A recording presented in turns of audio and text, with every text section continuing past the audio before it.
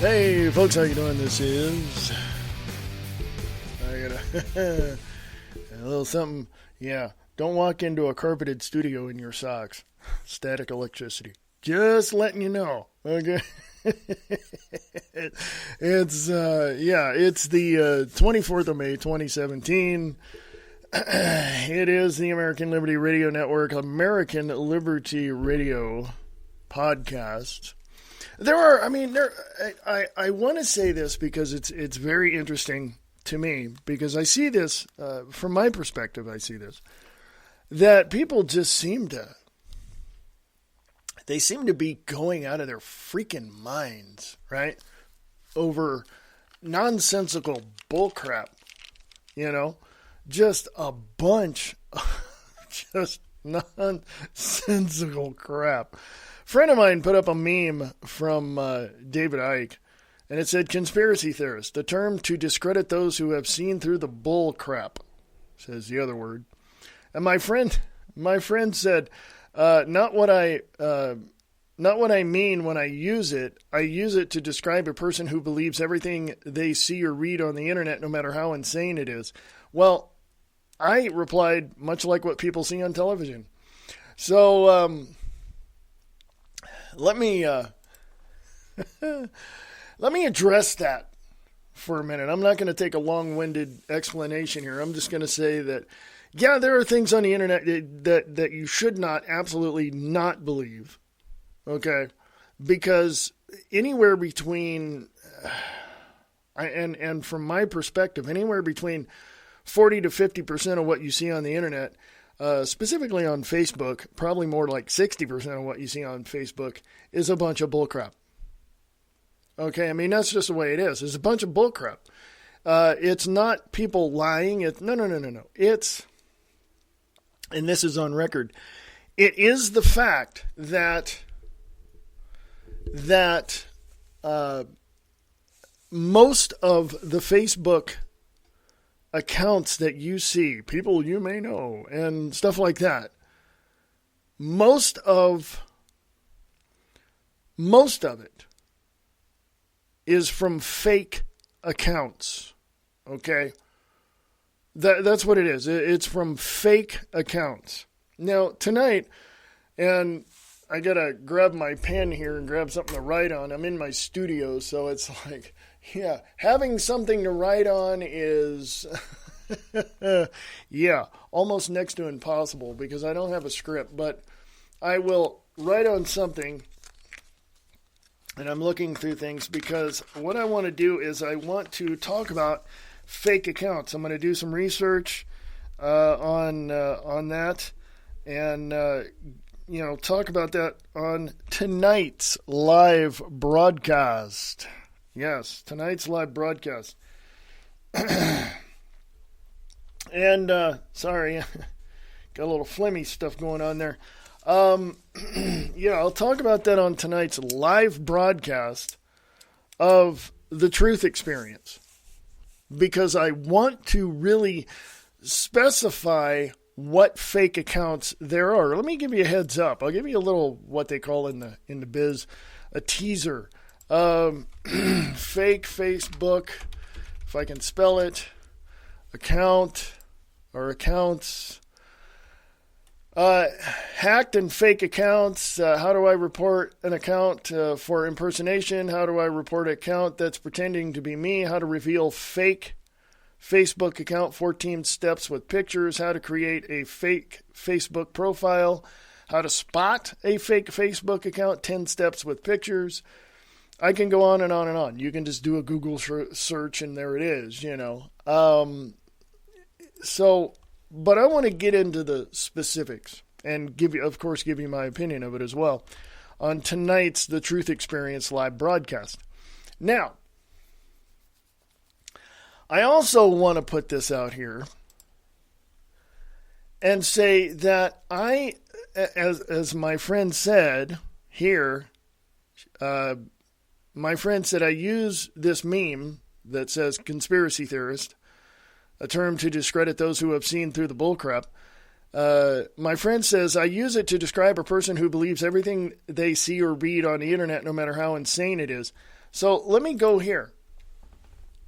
Let me give you my opinion just on that. And that is, yes, there's a bunch of bullcrap out there on the internet because people are going to try to sway you, deceive you, push you in this, manipulate your mind and all of this. And it's on record that Facebook has been trained, the people that are putting out these fake accounts on Facebook are trained to manipulate how you think. We've already seen that last year when they came out later on and said, in the last several months, we've been doing an analysis of, people when we put certain, posts on there. This is Facebook. Coming from Facebook, and their operatives have put certain posts on Facebook to see how we would react. A behavioral analysis, if you will. And it's come out. It's proven. There it is. Okay, it was last year or so. And this is what they did. Why? Because they want to see how we react so that they can manipulate us. They want to search for vulnerabilities. That's what they want to do.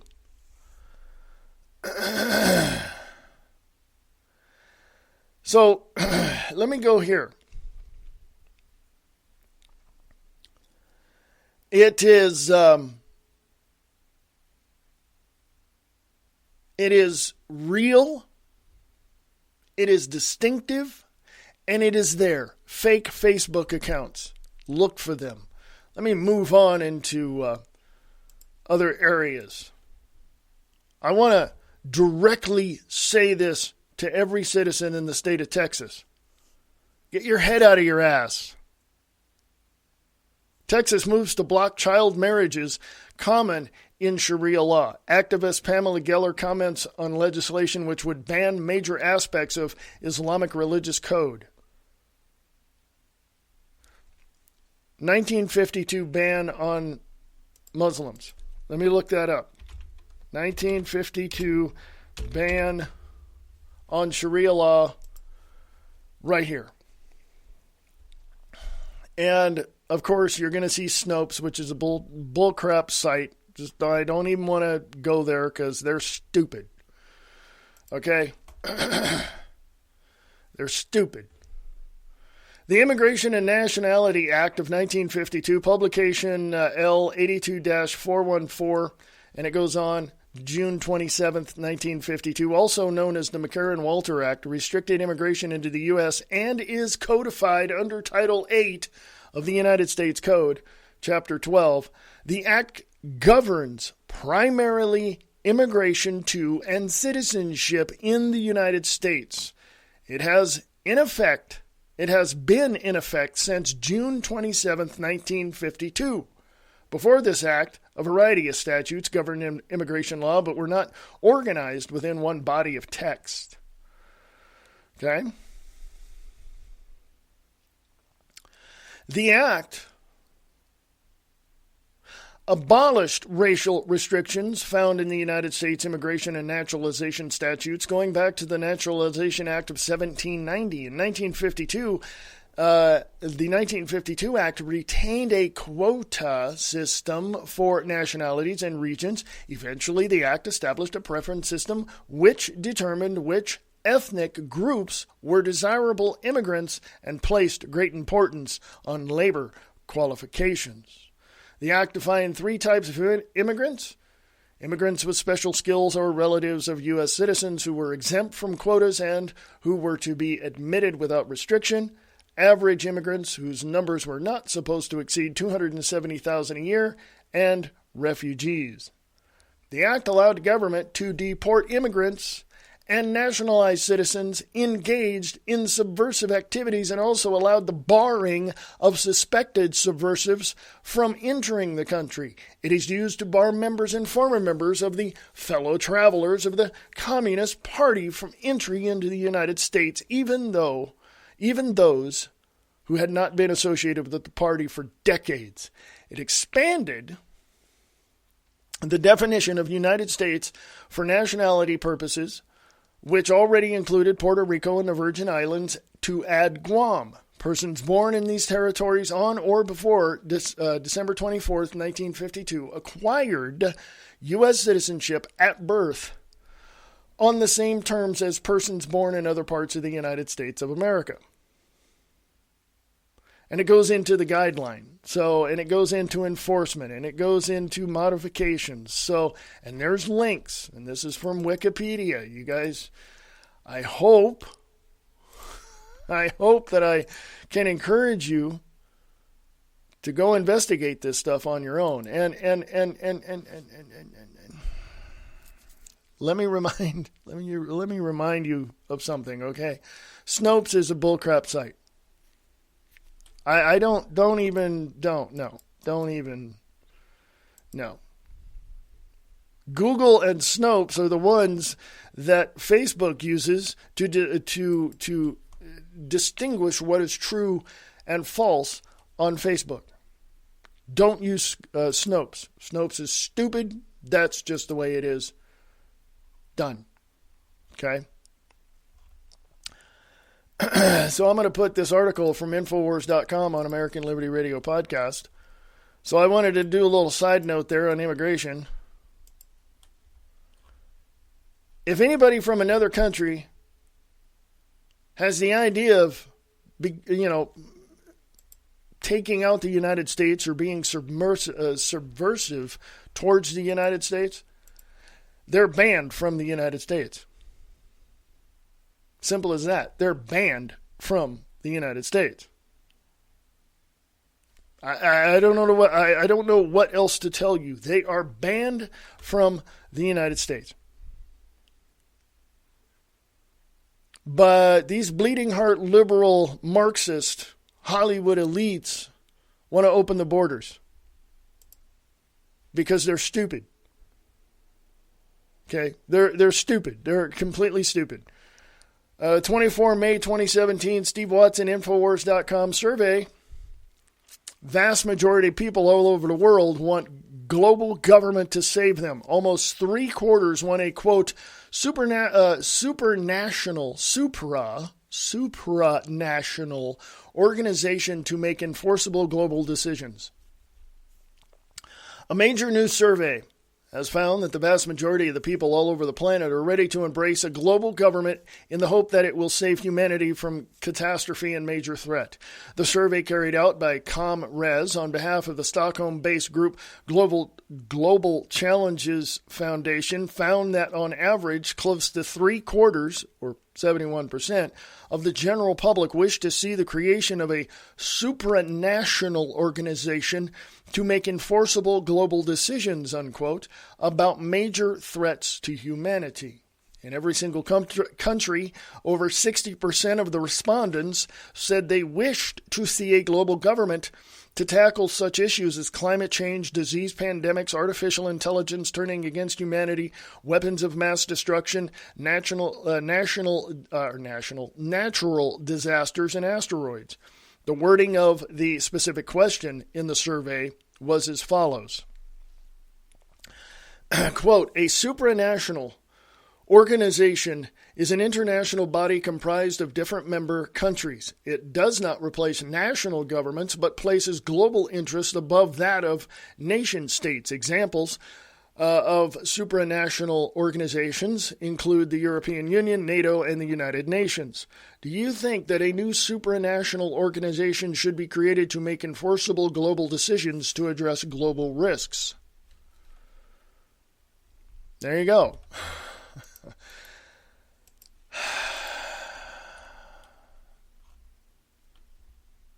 I gave a big sigh because I know I've seen this coming. I'm going to tell you straight up. When Ronald Reagan was president,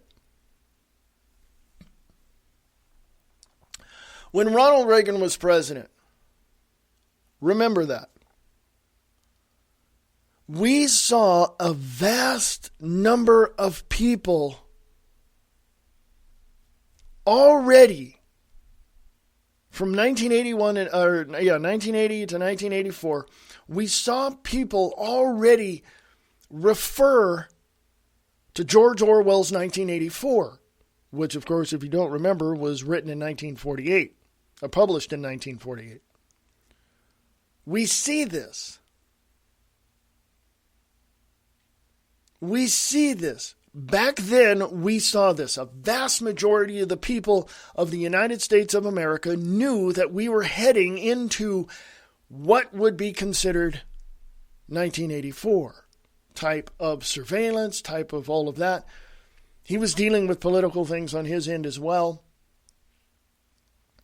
But we have to understand the very basic of what this whole system grew from. This whole United States of America grew from a bunch of people getting sick and tired of elites telling them what to do and taking most of their money in what is called taxes. That is basically why we had a war of independence. The Revolutionary War, to get us away from King George and the taxation of every piece of goods that were shipped over here. We were done. And now, 2017, 241 years later, or 200 and some odd years later,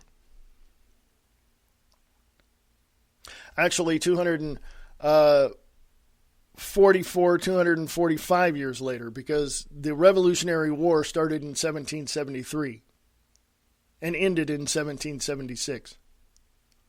But didn't end at all. There, just continually in different ways, it still was a revolutionary war.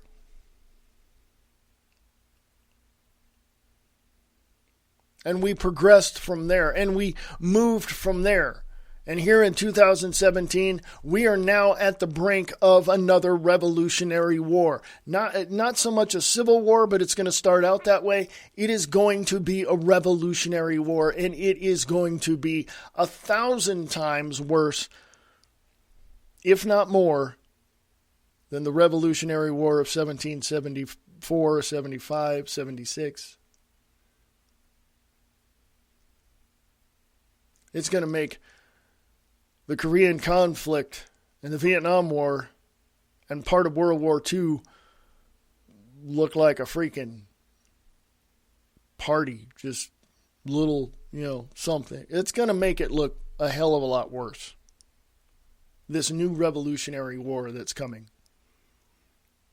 When a vast majority of the global population, over 71%, want global government?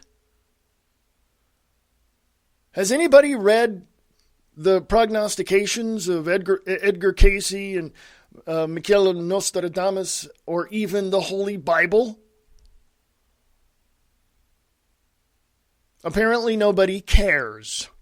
Apparently nobody cares about your life being ruined by a small percentage of people who want to lead this new world order. Folks, we, the population of the world, of the earth, have the numbers to stop this. Prognostications, prophecies are only things that are seen to possibly happen. That doesn't mean they will happen. It just means that they possibly will happen. It probably won't, okay? Because we know in our heart of hearts, in our spirits, that we want peace, freedom, liberty, and security for not only our countries, but each individual wants that as well. We know this. We understand this. It's there, okay? It's there. And we're going to do everything by any means necessary to be free, to be liberated, to be secure in our possessions and in our lives. So my message to those 71% of the people around the world is this. Kiss my patriotic ass. We the people have the numbers, and we will defeat you. That's just the way it is. Now, in biblical and in ancient scriptural prophecies, it is said that there is going to be an Armageddon. There's going to be the end of society as we know it. And there's other references to that as well. But when all is said and done, folks, there's not going to be a transformation or a rapture of people out of here before it happens, or even during, or even after. Because if you study the Bible and you go to the original Aramaic and the Greek and all of that, and you look in the original language of what it meant, you're going to find that even the churches lied to you. I don't know what else to say, folks. I don't know what else to say. I don't know how to put this. I really don't. Because as far as I'm concerned, folks, when the revolution begins and the smoke clears, there's still going to be people on this planet that are going to have to be free. They're going to have to be liberated from some sort of tyrannical area. There's still going to be failed propositions for, governments. Things are going to look much different than what they are today. And I hope to goodness that I am not here to see that revolution. I want to live out my life as an old man, 95 years old, maybe get to 99 and see Halley's Comet come around again.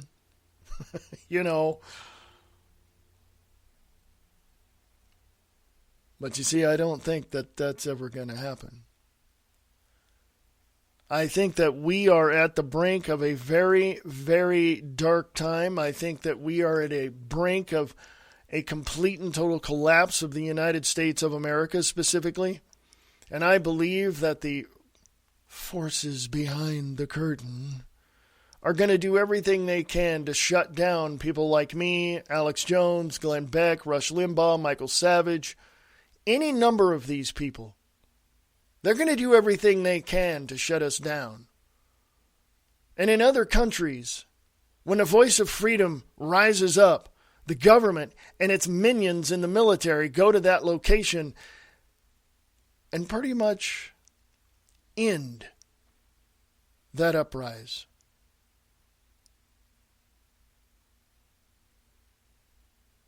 We, the people of the United States of America, know as much as we know, understand as much as we understand, and we see who's coming at us. We know who the enemy is. And I guarantee you, we the people will face our enemy, and our enemy will be defeated. That's just the way it is. Because if you look in history, from the Roman Empire to the Asian empires of ancient times, and you look at the Egyptian Empire, and you look at all of these empires that suppressed the people, do you see them now? Do you see them now? No.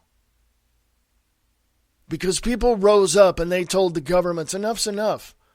We want peace, freedom, liberty, and security for this nation and for each other. And we're going to do everything we can to make that happen. And let me give you a prime example, folks. Iceland. Several years back, the European Union went in there and said, you owe us money. We're going to do this and you're going to owe us. And then the bankers got involved. And then the European Union Parliament members got involved. And guess what? The Icelandic people stood up and went, get the hell out of our country. And they arrested the bankers. They arrested the politicians. They kicked the EU out of the country. Took them a few years to get back on track, but they're back on track. That is what it takes to end the overbearing, tyrannical behavior of a federal government. Okay? So let's take a page out of the book that Iceland wrote for the rest of the world and use it as an instruction manual to do what we need to do to make it work.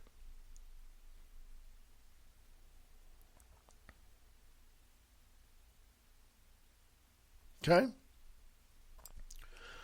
We've never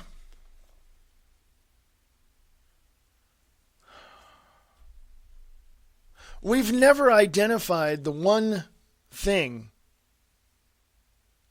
that sparked all of this. That one very little tiny spark, we never identified what that is. We've just seen other people do what they do, and we've seen that. But we haven't identified that single spark that caused all of this to explode. And if somebody knows what that is or has an opinion on what that may be, please let me know. Drop a comment in the comment section down below on the Spreaker side of things. Please let me know. Or email me at AmericanLibertyRadio@USA.com. AmericanLibertyRadio@USA.com, or go to the American Liberty Radio podcast page. If you have links, don't put them on the Spreaker side of things. Go to the American Liberty Radio podcast on Facebook and pop it in there, and I'll check it out. But I want to remind you that tonight I'll have live truth, that I'll have the truth experience tonight live. The Truth Experience live tonight. So that would be at 6 p.m. Pacific, 9 p.m. Eastern. That would be 7 p.m. Mountain.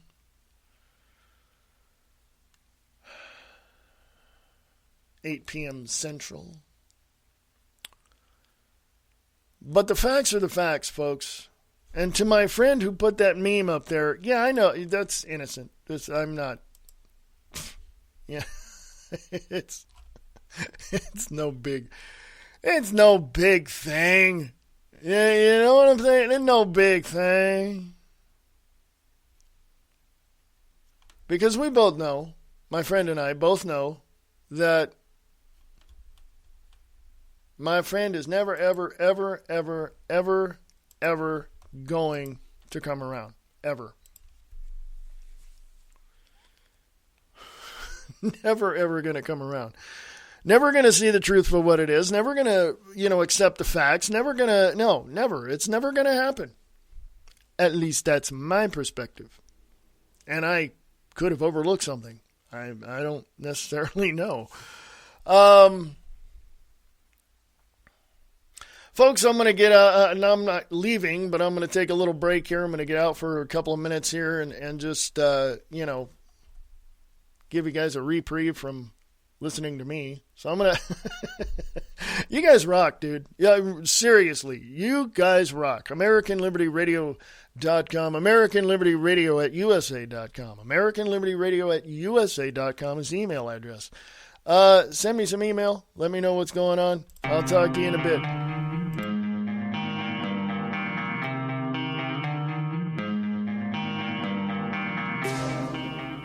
You know what you want. You want the truth. You want the facts. Without all the BS. American Liberty Radio Network.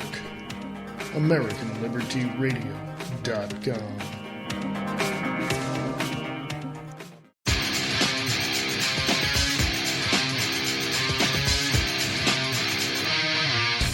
Ladies and gentlemen, welcome to Distorted Reality. I am your host, Nick Tucker.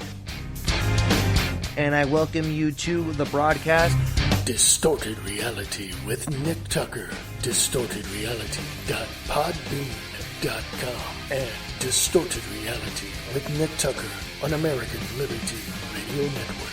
There's a show that's not afraid to ask questions no one else will ask. Not afraid to say what no one else will say. Friday nights at 7 p.m. Listen to Restricted Airspace with Tina Marie, where no topic is off limits. Conspiracy theories, paranormal activities, hoaxes, the unexplained. It's what we talk about. Question everything. Trust no one. Restricted Airspace with Tina Marie. Friday at 7 p.m. on the KCOR Digital Radio Network out of Las Vegas, Nevada.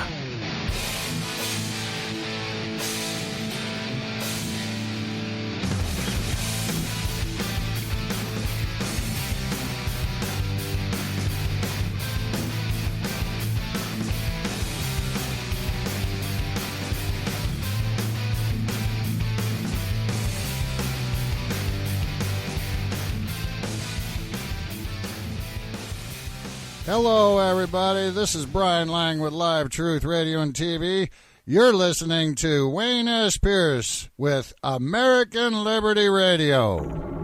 Television is a circus, a carnival, a traveling troupe of acrobats, storytellers, dancers, singers, jugglers, sideshow freaks, lion tamers, and football players. We're in the boredom-killing business. I want you to get up right now and go to the window, open it, and stick your head out and yell, "I'm as mad as hell, and I'm not going to take this anymore!" American Liberty Radio Network. AmericanLibertyRadio.com.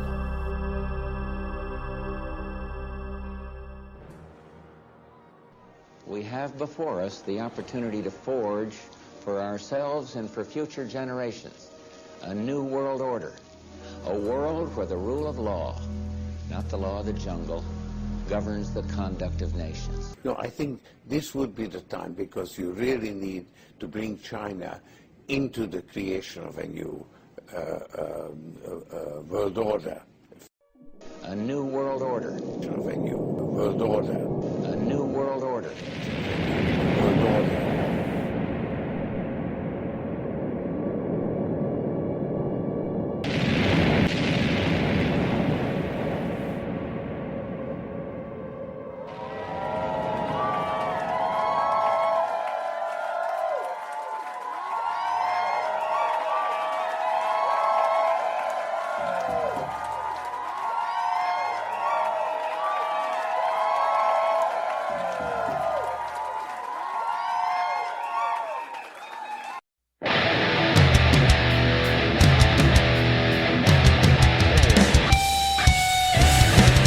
Hey, folks, how you doing? This is Wayne S. Pierce for American Liberty Radio Network, AmericanLibertyRadio.com. Yeah. What can I say, folks? It is the 24th of May, 2017. Hey, folks in Billings, Montana, where I am right now, I want to remind you that this is the last weekend to see Suds the Musical. Yeah, Suds the Musical with a great cast. Go see it. It's great songs, great cast. You're going to have fun seeing Suds the Musical. Go to Nova Center for the Performing Arts, 2317 Montana Avenue, or go to their website for more information at novabillings.org. Tell them I sent you. All right, folks. Anywho, what can I say?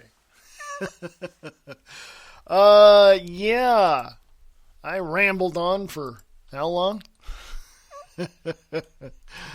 Oh my God. Critics of Islam censored as world braces for more terror. Uh-huh. Yep.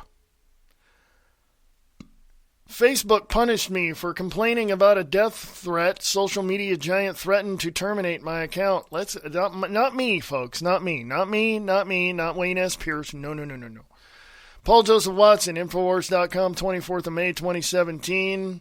In the vast majority of cases, be it Facebook or Twitter, complaints about these death threats are met with total inaction by both social media giants. But Facebook has reached a new low in that it has now decided to punish Paul Joseph Watson, he says me, for complaining about a direct threat that I've received from the internet. Last week, as Paul Joseph Watson writes, I've received a message which read, "Hey, you mother effer, you keep mocking Islam, yada, yada, yada. I find you and I will kill you."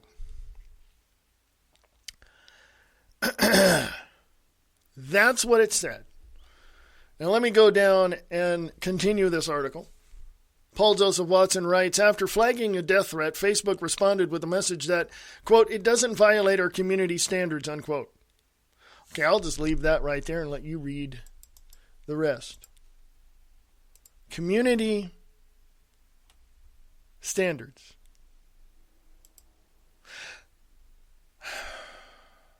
Community standards.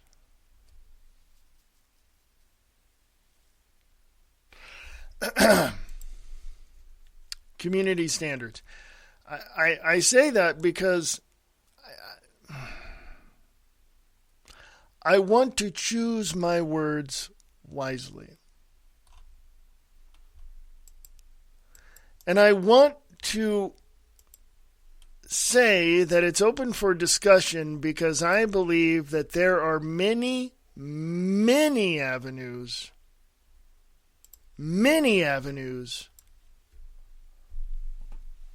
that we can go down to describe what each individual or corporation would determine to be their community standards. Now, I understand that. I get that. I understand that there are certain standards, there are certain things that you should not do, that you're not allowed to do, that you are allowed to do, that you're kind of suppressed in, in certain areas. I understand this, okay? But let me put a title on this and say, political correctness going insane. Because I guarantee you that the community standards of Facebook violate each and every single person in America, violate rights, the God-given rights, protected constitutional rights of every person in the United States of America. Period.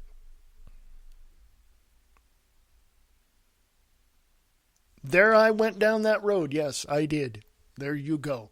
I've laid it out in front of you. Political correctness gone insane. Because that's what it is. We shouldn't say anything on Facebook because, we might offend someone. Pardon my French for a little bit here. Pardon my language. I don't usually say this. But if people are offended, let me censor myself because I'm thinking about my words. I'll go here. If people are offended, that's their problem, not mine. Okay? That's just the way it is. That's just the way it is. I've been offended myself. Have I retaliated by going out and beating the people up and, yelling, about, yelling God's name in whatever form that I believe God is and then killing these people? No. That's just stupid. And so is any company and anybody using community standards to suppress and violate the very human rights that person has, including the God-given rights to say whatever they want to say and the protected constitutional rights for that person to be able to say what they want to say. Period. Don't like it? I don't care. You're offended by that? That's your problem. Community standards. They're a joke.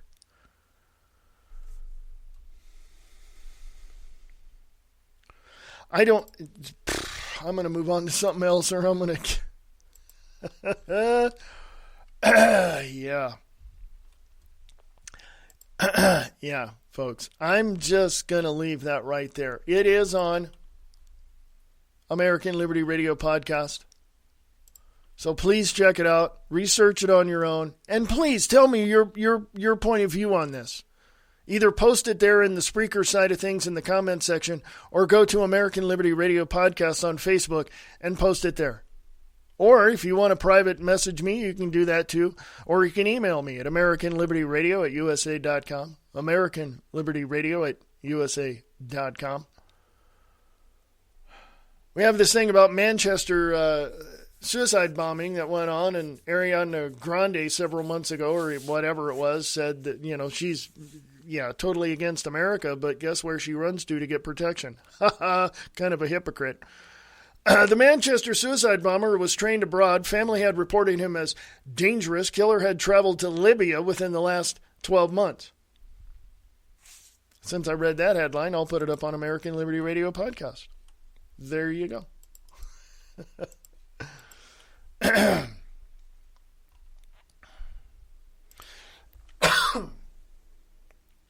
Yeah, a little something going on there. I've been coughing all morning. Had to go to the doctor this morning. Had to go to the orthopedic doctor to have my knee looked at. Yeah, it hurts like hell sometimes, but there's not a whole lot of arthritis in it. There's a little bit, and they saw it, but, they're going to take an MRI and find out what the heck's going on in there. So I did that this morning, and that's always fun. But, I got to find out what it is, because it hurts like hell. My right knee has been bothering me for quite some time. On to another subject. I talked about it earlier. I made reference to it earlier about people, California liberals want the borders open. Well, they can go F themselves, because I don't care. California is a communist state, and they will, they're done. California is completely done. Open borders activists use Birmingham vigil to push agenda. The hard left thrives on divisive identity politics. This is from it's from westmonster.com. Yes, westmonster.com. On Infowars.com. Less than 24 hours after the shocking attack in Manchester, while many families were still desperately searching for their loved ones, Open Borders activists were spotted at a vigil in Birmingham unfurling a quote-unquote refugee welcome banner. Organization, quote, stand up to racism, unquote, which has been described by those on the left as a, quote, front for the Socialist Worker Party, unquote, are a hard left group of agitators who frequently hold protests and try to disrupt events of those they disagree with politically, such as UKIP. Whatever one's political beliefs, Westmonster thinks it's incredibly insensitive to use a memorial to push an agenda. Imagine the outcry if someone had turned up with a Close the Borders banner. Our point is further proven by reports of the organizers contacting the local conservative and UKIP branches to tell them their supporters were not welcome. UKIP's Birmingham representative Keith Rowe was also apparently told that his safety could not be guaranteed.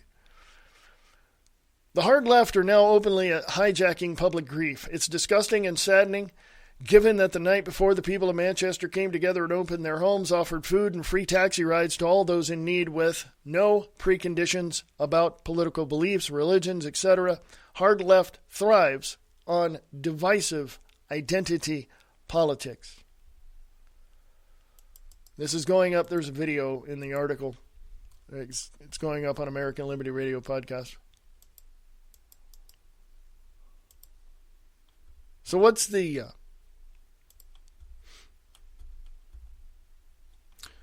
identity politics? Interesting. Interesting. We want to take a look, or we should take a look, at the very nature of humanity as a whole in its specific areas of the United States of America and look at the diversity of people instead of the divisiveness of people. Because you know damn well it's going to be there. You're always going to have somebody that's going to disagree with you. You're always going to have somebody that's going to basically push their own agenda. You're going to have somebody that's going to be in total contrast to your beliefs. They're going to totally hate you for some reason, and they don't even know why. Okay? They don't even know why. And I've sat here one day, and I looked at everything. I was reading articles, I was researching, I was doing stuff, and I thought to myself, why are people so different?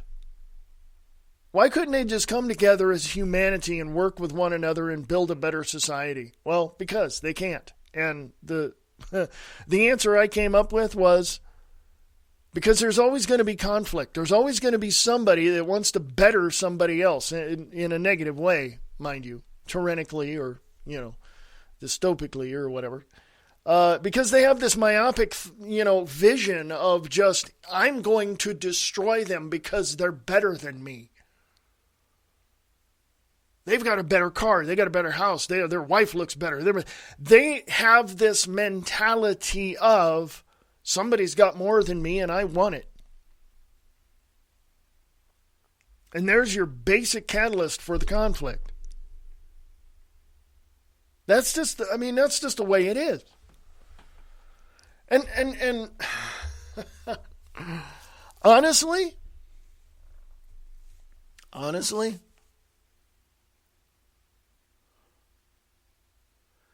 two things. One, you can't judge people for that, but you can at least identify them and try to get them out of the picture. And two, once you do identify them and get them out of the picture, you have to stop everyone else just like that. Now, how are you going to do that? Then you have these bleeding heart liberal Marxist communist Hollywood types that are saying, well, we live in America and everybody has, the freedom to express themselves in whatever manner they see fit and follow their conscience and yada, yada, yada. Well, let me tell you something. There's following your conscience for positive ends. There's following your conscience because you have to really try to find out within yourself what you're made of, what you're, all of that. I mean, there's that philosophical side of it all. And the facts are the facts. They're there, okay? They're there. But you ignore them. Then you have the other people, the other groups of people that are looking at the facts, accepting them, working to research and find more additional information to try to make their lives better, to stand up, to speak out, to get involved. Thank you, Brian Lang. And you have people that want to better themselves and help others better themselves and have a more positive influence upon your society, your neighborhood, the world, however, whatever way you look at it, right? You have these two types of people. So, what's the problem?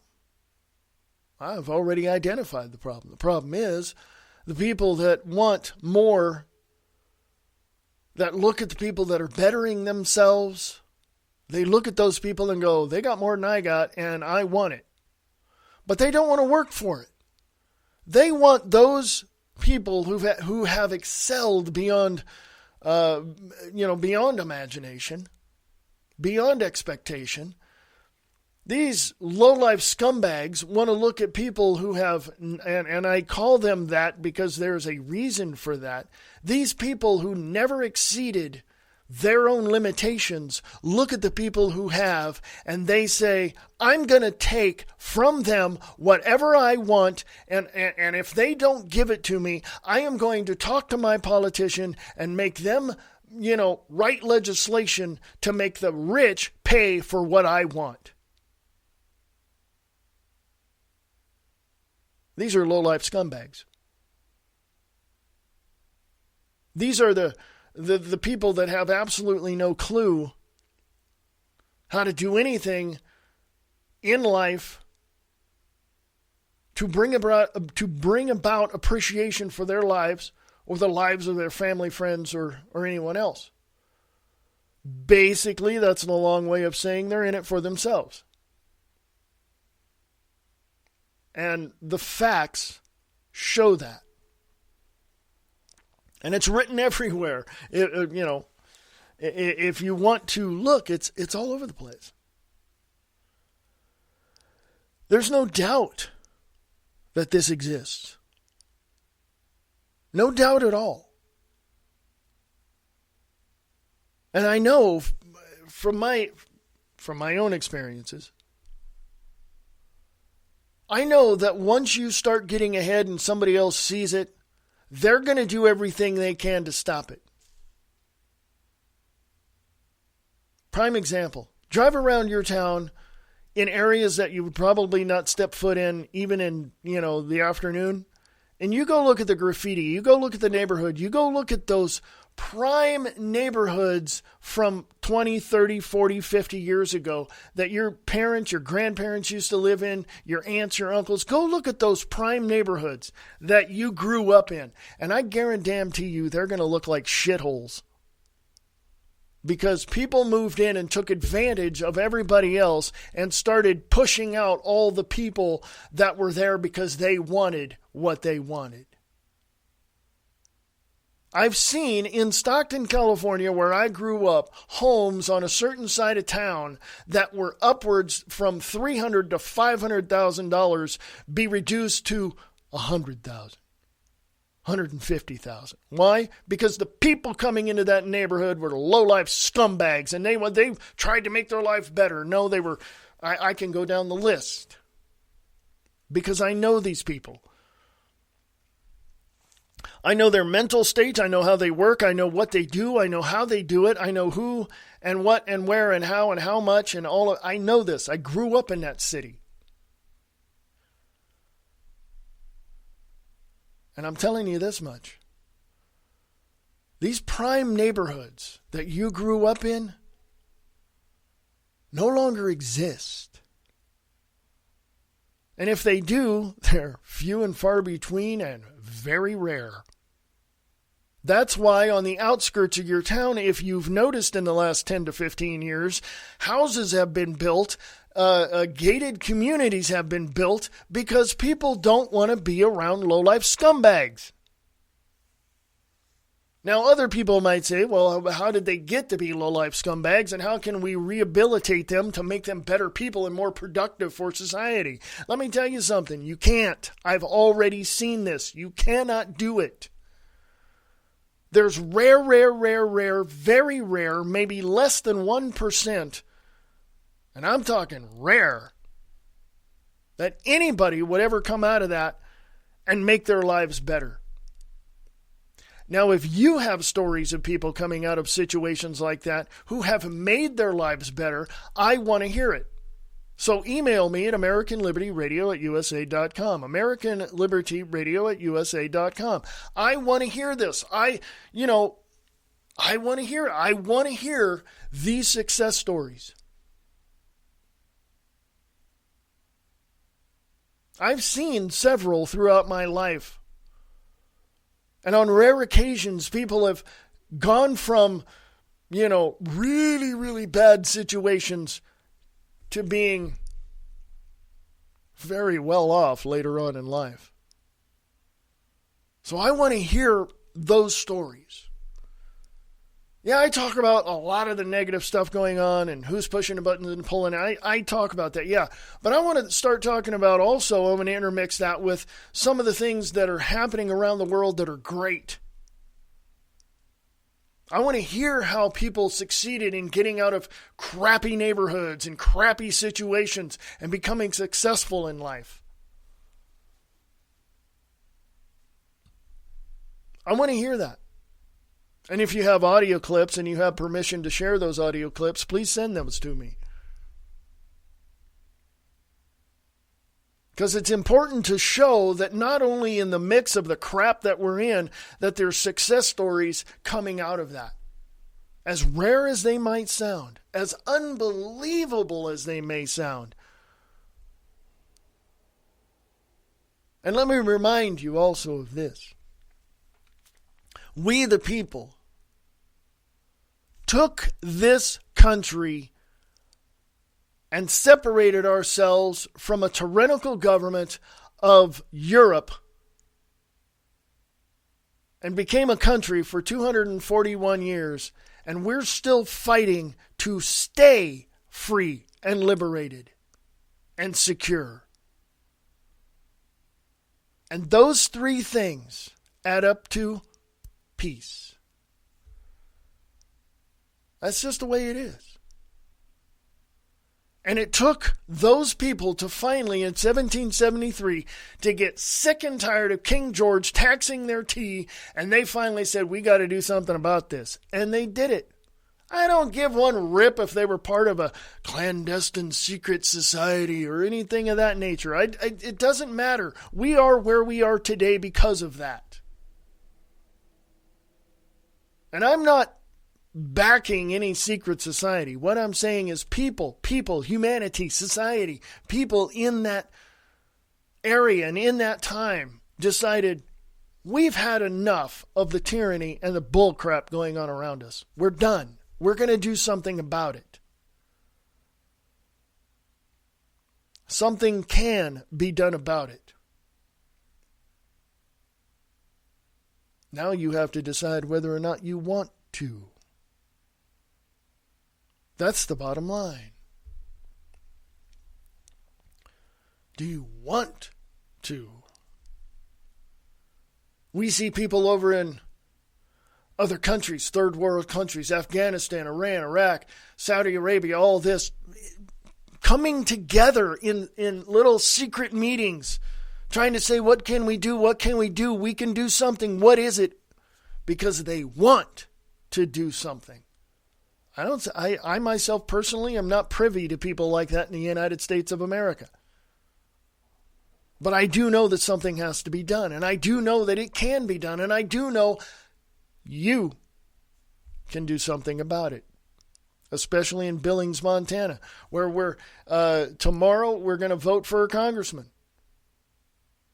You guys can go out and vote for Wicks or Quist or Giaforte or whatever.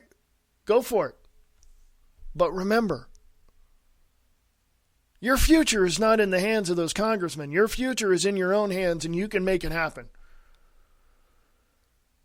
I may go into overdrive a little bit because I've got like a ton of articles to share with you and all of that, and I didn't get to any of them, or I got to barely any of them.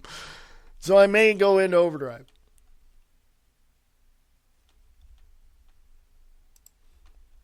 But the fact of the matter is that the road is out in front of you. The road is out in front of you, and you are the driver of your own vehicle.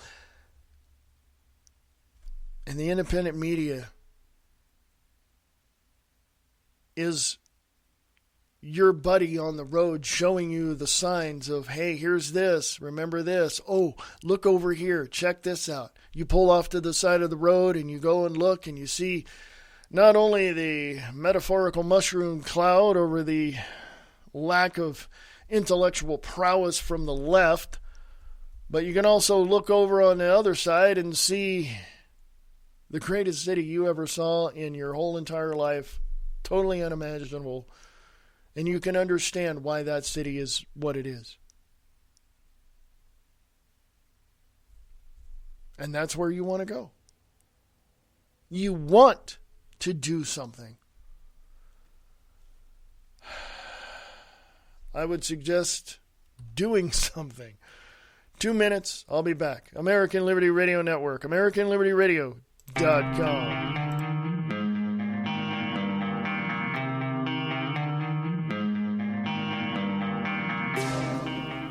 You know what you want. You want the truth. You want the facts without all the BS. American Liberty Radio Network. AmericanLibertyRadio.com.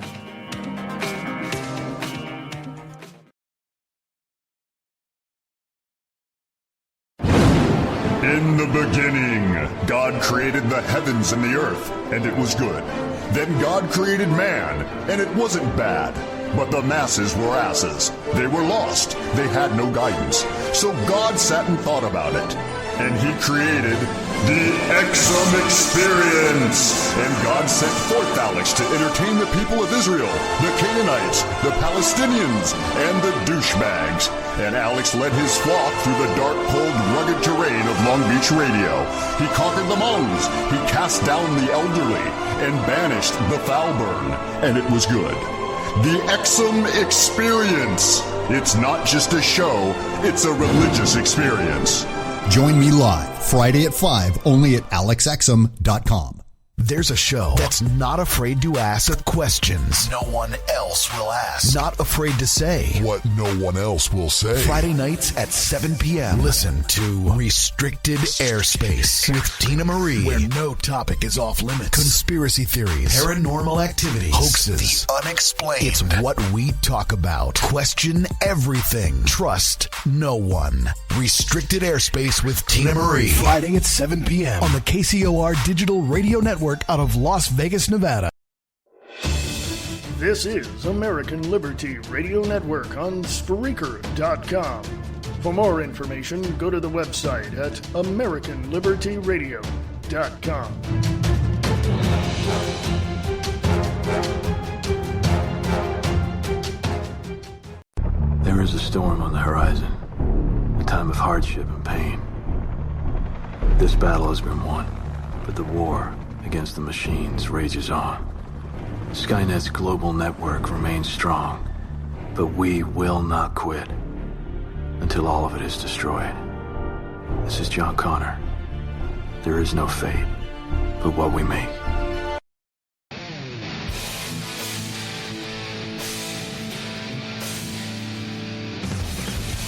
Hey folks, how you doing? This is Wayne S. Pierce for the American Liberty Radio Network. How are you on this 24th of May, 2017? How are you? Are you good? Are you happening? Are you there? Are you... What can I say? Going into overdrive a little bit. Going to share with you some of the articles. Firefighters, police targeted in Arkansas town. Someone setting fires to homes, vandalizing vehicles. Town seeks state police help. Also, what would Donald Trump's approval rating be without MSM fake news? Imagine how popular Trump would be without the constant feed of negative media. Obama intel agency secretly conducted illegal searches on Americans for years. Admin also failed to disclose extent of problems until final days before Trump was elected president. And Democrats struggling to achieve any kind of party unity, the party imploding as it becomes more radicalized. Yeah. Let's go here, shall we? Infowars.com. John Solomon and Sarah Carter at Circa, C-I-R-C-A, Circa, okay, if I can, there we go, yeah, there we go, browser didn't want to work. Obama intel agency secretly conducted illegal searches on Americans for years. Admin also failed to disclose extent of problems until final days before Trump was elected president. The NSA under former President Barack Obama routinely violated American privacy protections while scouring through overseas intercepts and failed to disclose the extent of the problems until the final days before Donald Trump was elected president last fall, according to once top-secret documents that chronicle some of the most serious constitutional abuses to date by the U.S. intelligence community. More than 5%, or 1 out of every 20 searches seeking upstream internet data on Americans inside the NSA's so-called Section 702 database, violated the safeguards Obama and his intelligence chief vowed to follow in 2011, according to one classified internal report reviewed by Circa. That's C-I-R-C-A. The Obama administration self-disclosed the problems at a closed-door hearing October 26th before the Foreign Intelligence Surveillance Court that set off alarm. Trump was elected less than 2 weeks later.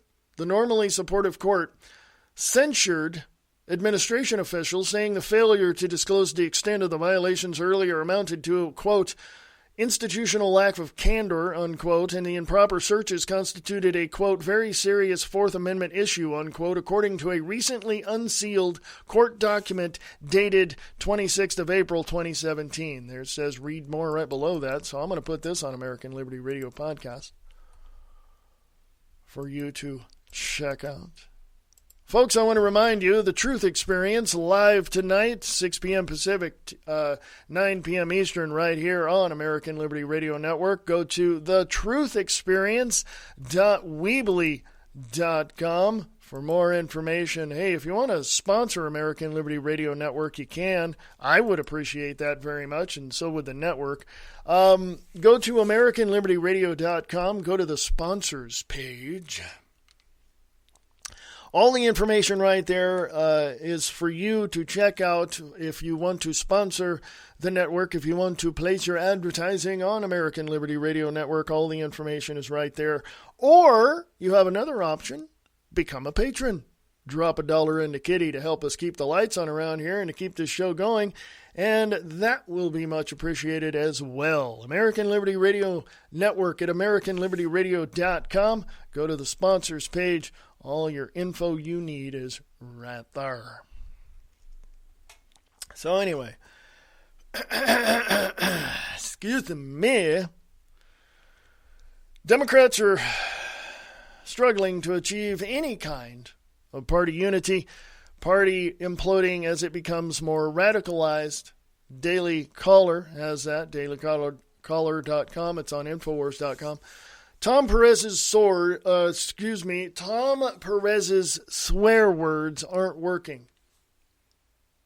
The new chair of the Democratic National Committee recently began cursing, quote, Republicans don't give a crap about people, unquote, as a way to fire up the base in its attempt to unify the party against President Trump. But in the 3 months since the Democratic Party elected Perez as DNC chair over Minnesota Rep.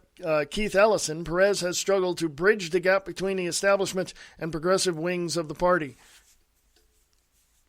Perez and the DNC have been especially unsuccessful in convincing their supporters to give the kind of money the RNC has brought in every month. The DNC is just 4.7. The DNC brought in just $4.7 million in April, less than half of the RNC's $9.6 million haul over that same time, according to FEC filings submitted by the parties this week. RNC finished the month with $41.4 million in cash on hand, dwarfing the DNC's $8.8 million in cash on hand. Because apparently that the DNC was trying to bribe a whole lot of people. So, you go from there and try to figure that one out. This one's going up on American Liberty Radio Podcast. Yes, it's going up there. Hey, I want to give a big shout out to the one and only Mr. Tom Slick over at Radio Rock 92.6 The Blitz. Radio Rock 92.6 The Blitz. Your home for all your independent hits from around the world and around the country. Please check out The Morning Brew with Mr. Tom Slick over at Radio Rock 92.6 The Blitz. Go to the website at 926theblitz.rocks, R-O-C-K-S, 926theblitz.rocks. Check out Mr. Tom Slick in The Morning Brew, playing all your independent hits from around the world. Also, if you're an independent author, independent filmmaker, that is the place to be. Radio Rock 92.6 The Blitz, 926theblitz.rocks. There you go, folks. That's more than you probably wanted to know. Kim.com. Remember him? Kim.com. He says, I know Seth Rich was involved in DNC leaks. Internet guru says Rich wanted to drain the swamp from inside. That never happens.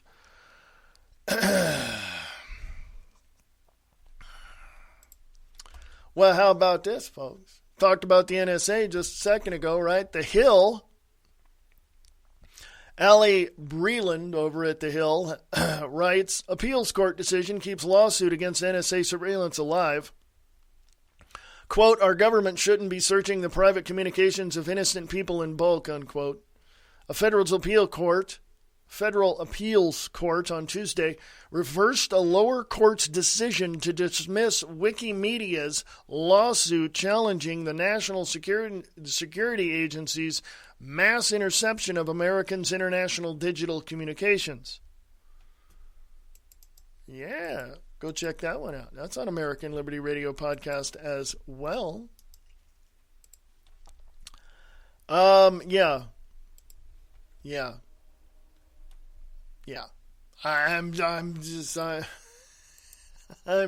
I'm just gonna leave that right there on American Liberty Radio podcast. I'll let you decide what that is.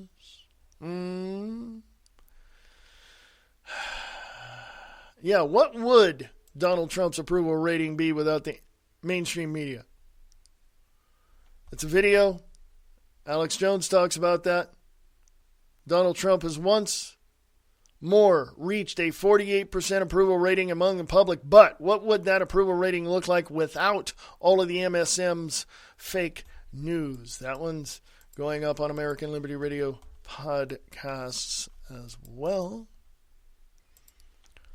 Let me give you one more shout out to Mr. Brian Lang over at Live Truth Radio and TV. LiveTruthRadio.com is where you want to go for all that info.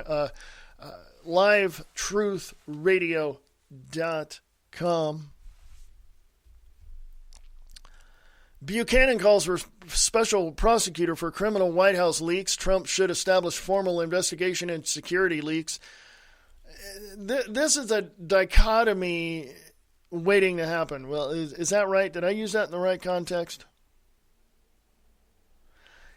We need to know what is going on in Washington, D.C. And the people that are coming out, former members of Congress, former members of intelligence communities, former members of this and that and that and this, and current members in there that are, wanted to stay secret and be, contacts, they need to tell us what's going on.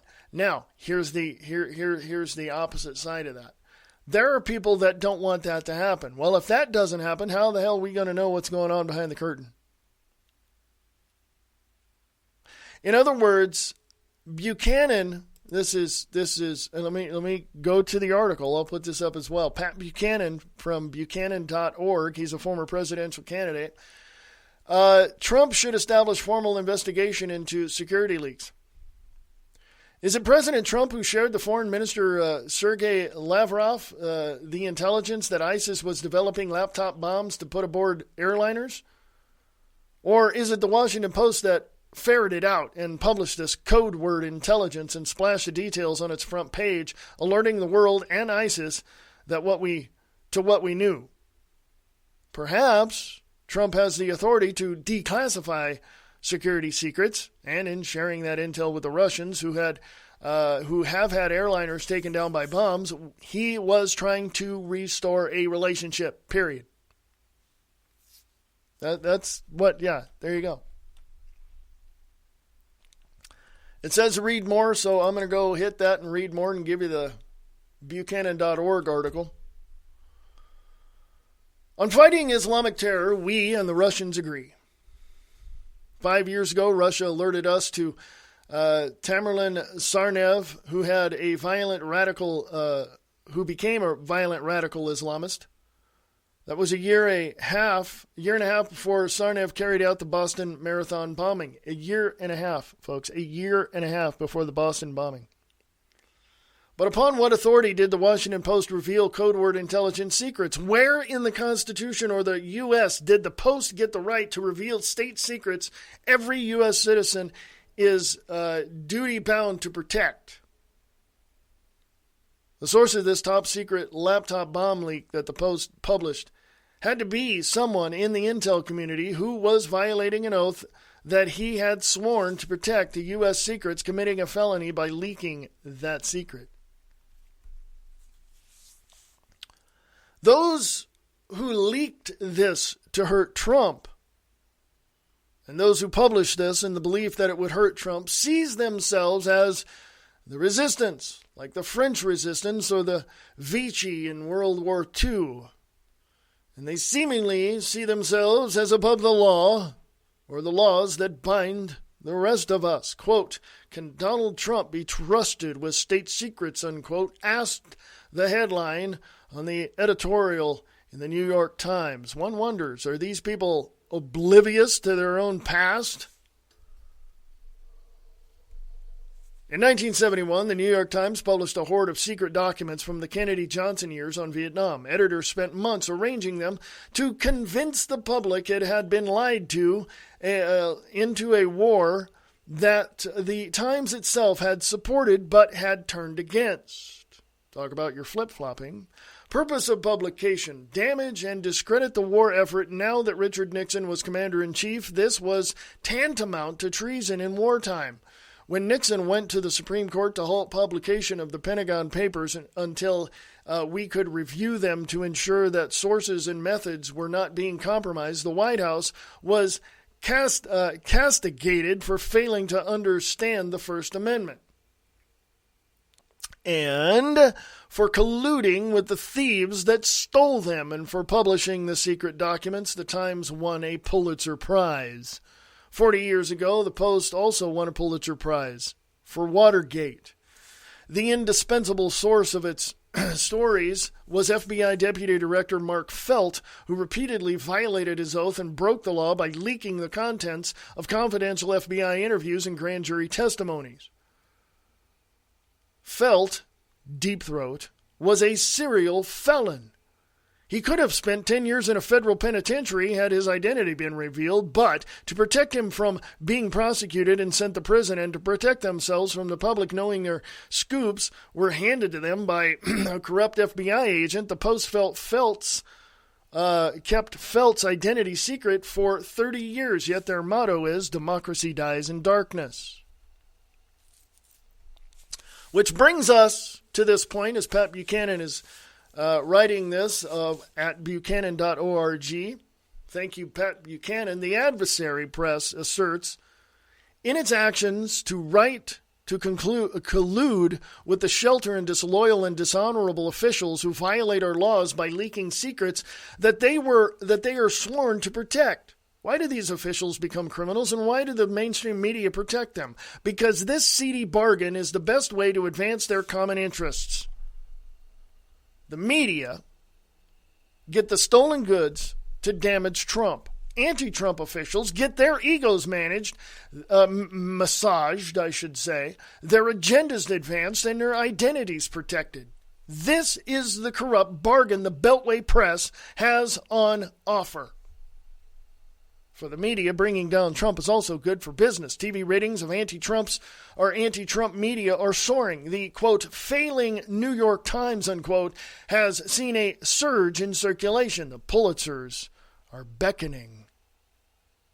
The bringing down a president is exhilarating, as Ben Bradley said during the Iran-Contra scandal that was wounding President Reagan, quote, "We haven't had this much fun since Watergate," unquote.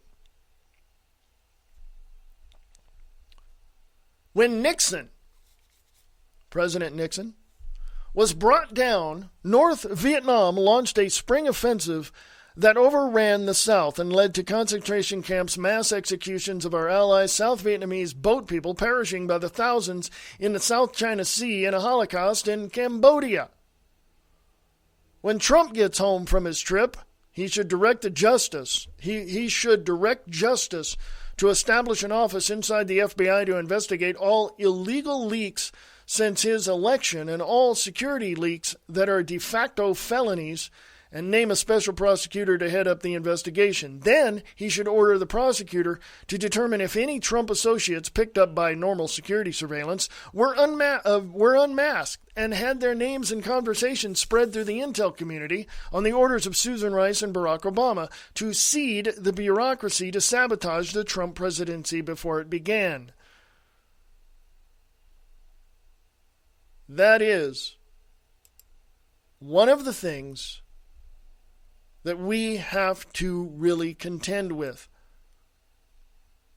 But then again, on the other side of that scale, we need full legal transparency. Full legal transparency. I say legal because we don't want the enemy to know what we're doing. So I agree on that part. I disagree with the fact that the leakers, the whistleblowers, all of this, I disagree. They need to come to us and say, this is what's happening. And frankly, we need to put the mainstream propaganda media out of business. There's two thoughts there. We need to legally be transparent. But we also need, on the other hand, the whistleblowers and the people that are leaking this information. They're not leakers, they're patriots, and they're giving us information. Much like Edward Snowden and Julian Assange. They're heroes because they gave us information of what's going on. Okay, now we know. Now we can handle this. And now we can move forward in defending our nation from these people. From, the elites that want to bring down the United States of America. That I don't know. I honestly don't know what else to tell you. I'm at a crossroads, folks. What do you do? How do you handle a situation that would literally scar the political aspects of the United States of America for years to come? How do you stop these people from suppressing information that the people rightly need to know? Because you know damn well that if they do stop and suppress the freedom of press and freedom of speech, that is going to scar that whole area of our rights for years to come. And we're going to be walking on eggshells trying to determine what we can and cannot say. You see?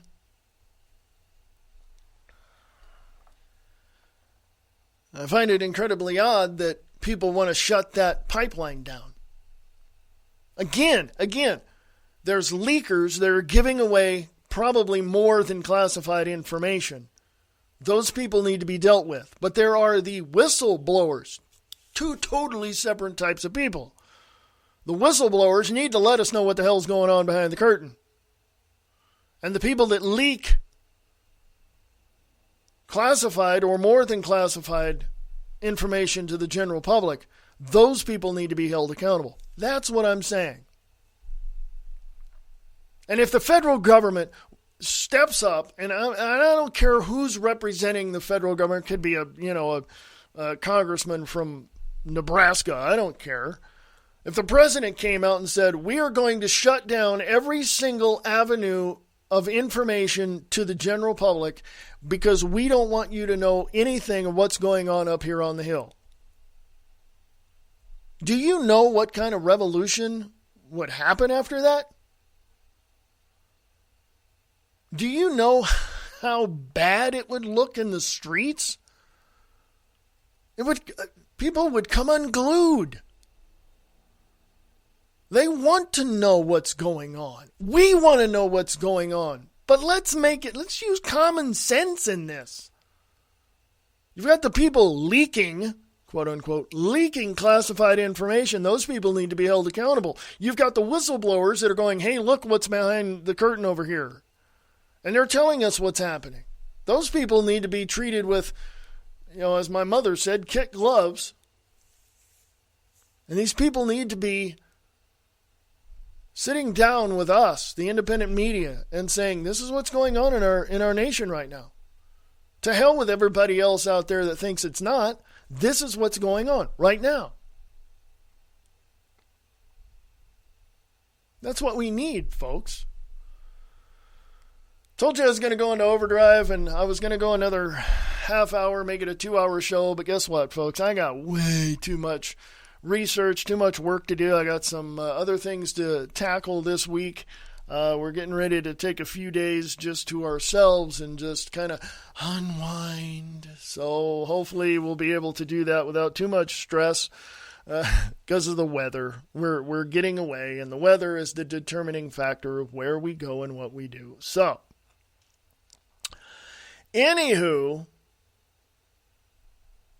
this is what I do for a living. This is my day job. You can help support that if you'd like by going to AmericanLibertyRadio.com. Go to the sponsors page. Become a patron. Drop $1 into Kitty to help me keep the lights on around here. And keep me caffeinated because I need coffee, folks. So, so if you are able to do that and support the network, please do. I would appreciate that very much. Or here's another option. You can advertise on the network. Go to AmericanLibertyRadio.com. Go to the sponsors page. All the information is staring you in the face right there. So that's it. Okay? Right there. If you, of course, have any questions, you can always email me at AmericanLibertyRadio@USA.com. AmericanLibertyRadio@USA.com. And just a little side note, folks. I was looking at the time that I have left, and I'm looking at the countdown here. It's like, for 1 second, my OCD kicked in and said, I'm going to go when it's, at the 30 mark, You ever have that happen? It's like you're doing something, you're like, I want to put it here, instead of, me stopping at, the 27 after mark. How about if I just go to the 30 mark, So, so anyway, folks, it's the 24th of May, 2017. It is nice here in Billings, Montana, a little windy, and so I want to give a big, giant, massive shout-out to everybody in Billings, Montana listening to this network. If you want to support the network and you like my show, we can meet, we can talk, we can, do all that. That's fine. You just, send me an email, AmericanLibertyRadio@USA.com, AmericanLibertyRadio@USA.com, and we'll talk. That's it. We'll go from there. How's that? There you go. You want to, if there's local, mom and pops, little shops around town that you want to advertise on a network for a reasonable amount, please go to AmericanLibertyRadio.com. Go to the sponsors page. All the information is right there for you. Of course, if you have any questions whatsoever, you can always ask. Email me at AmericanLibertyRadio@USA.com. AmericanLibertyRadio@USA.com. And also, if there's actors and actresses that want to try out for an audition for radio plays that I've written, I've got monologues, I've got plays, I've got all sorts of stuff to do for radio theater, the New West Radio Theater that I also work with. That's my creation as well. If you want to be a part of that, let me know. You can go to newwestradiotheater.weebly.com. You can also email me at that email address right there on that website at newwestradiotheater.weebly.com. Of course, over all of it, if you have questions, please ask. I will answer any questions you have, and if I don't know, I'll tell you I don't know. It's that simple, folks. So, AmericanLibertyRadio@USA.com. AmericanLibertyRadio@USA.com. Go to AmericanLibertyRadio.com. And, folks, it's fun. What can I say, folks? I will talk to you tomorrow on American Liberty Radio podcast. Have a great week.